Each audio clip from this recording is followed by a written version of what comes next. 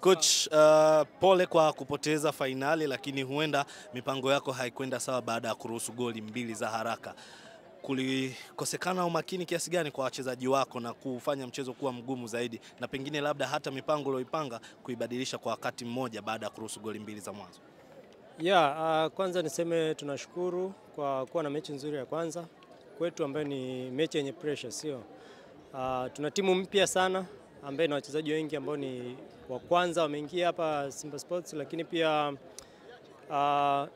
sisi pia tuko kwa ajili ya kuangalia wapi ambapo tumetoka na wapi ambapo tunaelekea kwa malengo ambayo tuko nayo.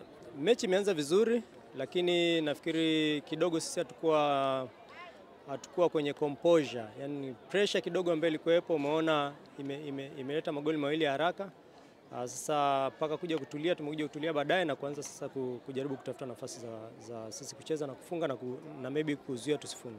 Ni wazi kwamba JKT ni mpinzani mgumu sana ambaye huwa unakutana naye katika ligi kuu ya wanawake, tofauti na timu zote. Maana challenges, mchezo husika unakuwa mgumu tofauti unavyocheza michezo mingine. Ni kweli JKT ni timu nzuri. Of course kwa mimi ni mara ya kwanza nakutana nao, lakini tayari tuko na makocha ambao wana uzoefu na walikuwa nao.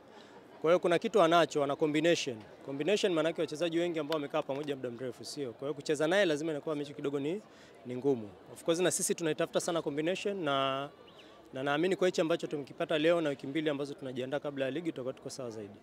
Mwalimu, eneo lako la kiungo kwa siku ya leo ni kama lilikuwa limetawaliwa zaidi. Je, ni kwamba mpinzani alikuwa bora zaidi au kwako bado kuna changamoto kwenye eneo la kiungo?